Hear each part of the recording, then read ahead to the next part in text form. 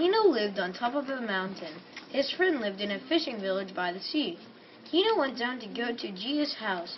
On his way down, he remembered that his ancestors mined the mountain to farm it and live on it. Flashback. Why? Kino's ancestors made the mountain.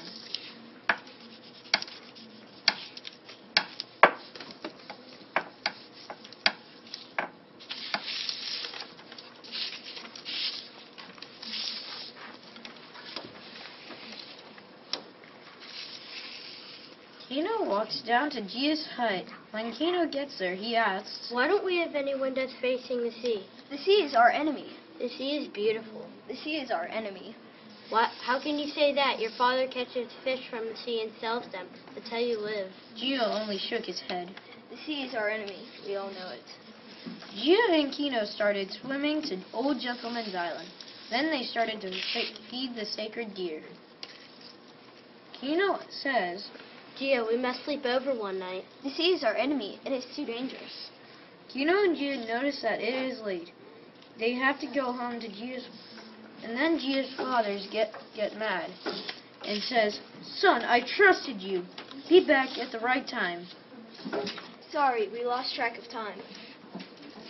Kino gets home and looks at the volcano. He asks his father, Why do we live in danger? Kino said, Life is stronger than death. I will stay up late tonight and watch the volcano. The old gentleman rings the bell so the children will go to his castle.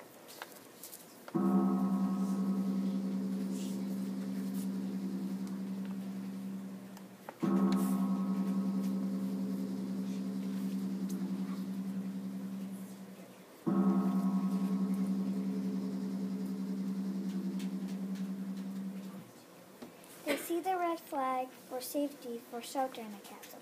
All the children want to stay with their families. What is the bell? Kino asked his father. I've never heard it before. It rang twice before you were born. His father replied, It is the temple inside of the walls of the old gentleman's castle. He is calling the people to come out of the village and shelter within his walls.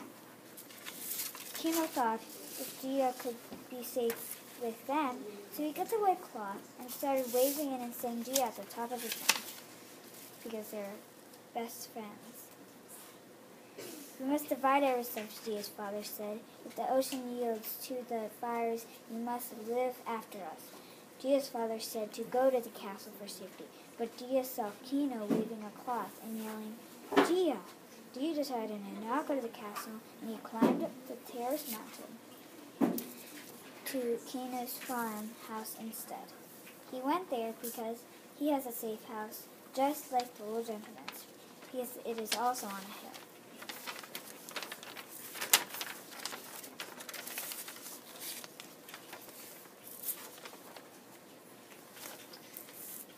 Under the deep waters of the ocean, miles down under the cold, the earth had yielded at last to the fire. It groaned and split open, and the cold water fell into the middle of the boiling rocks. Steam burst out and lifted the ocean high into the sky in a big wave. It rushed towards the shore, green and solid, frothing into white as it edges. It rose higher and higher, lifting up hands and claws. In a few seconds before their eyes, the wave had grown and come nearer and nearer, higher and higher. The air was filled with its roar and shout. The wave ran up the mountain sides until the knoll where the castle stood was an island. Then, with a great suffering sigh, the wave swept back again, a bang into the ocean, dragging everything with it, trees and stones and houses. Kino, his father, and Gia watched the village getting ripped from its place. They saw all the houses, trees, and rocks floating back into the sea. The bench was filled with water. Kino watched the horrifying scene happen.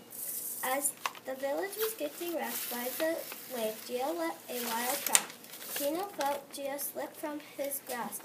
He must have passed out. It was too much for him, Kino thought.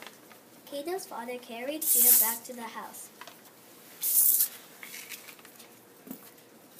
After After a few days, Gia woke up, then ate, and then went back to sleep for a while. I don't think Gia will fully awaken, Kino said.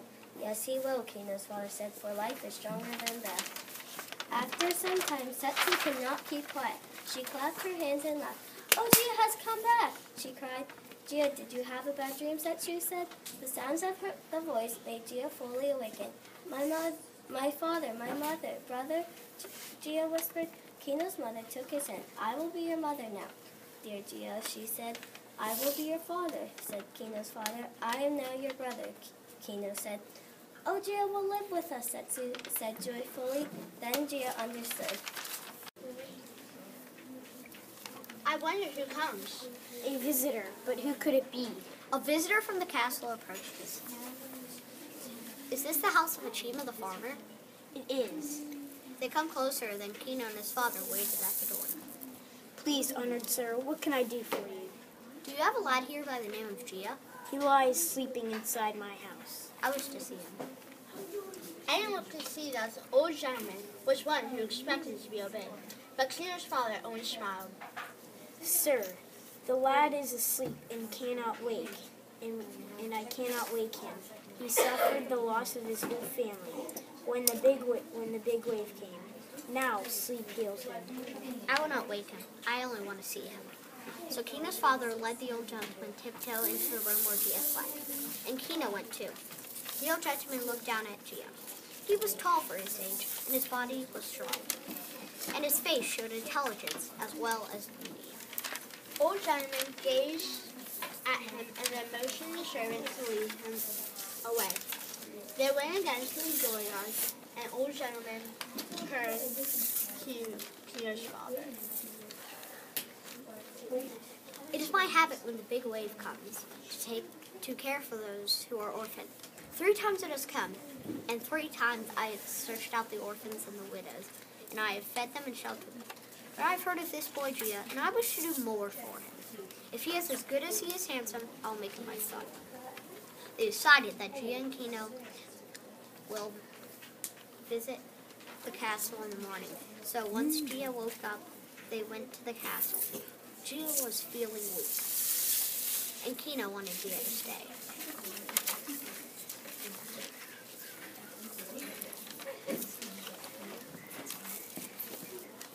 So Gia went and approached the old gentleman. Gia, you have everything here in this gorgeous castle. No, I wouldn't have a... People in the back. After the big wave, Kino and Gia never went to the beach. One day, Gia went out and he screamed to Kino, "Kino, come here!" Quickly, Kino ran down to the beach. "Look," Gia said, "someone's building a house on the beach." A man was pounding a post into the sand. Can it be that they will build again on the beach?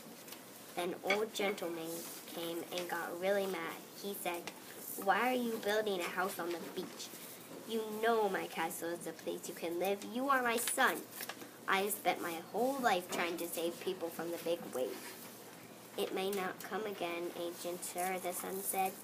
And then old gentleman left really angry at his son.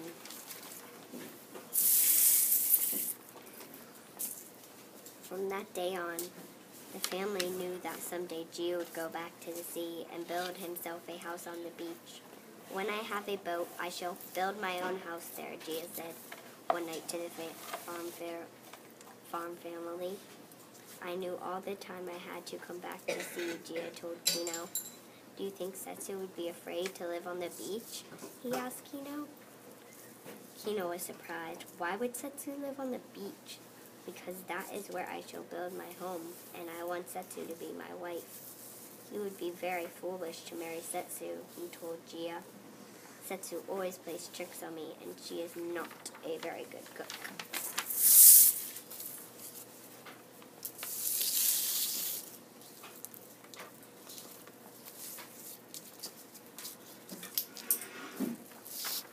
One day in the early summer that Gia and Setsu were married, Kino still did not understand, for up to the very last day Setsu was naughty and mischievous, and indeed on the day of her own wedding she hid his hairbrush under his bed. You are too silly to be married, Kino told Setsu. I feel sorry for Gia. Her big blue eyes laughed at him, and she stuck out her small red tongue at him. I will always be nice to Gia, she said. And Gia and Setsu got married and lived on the beach together. The end.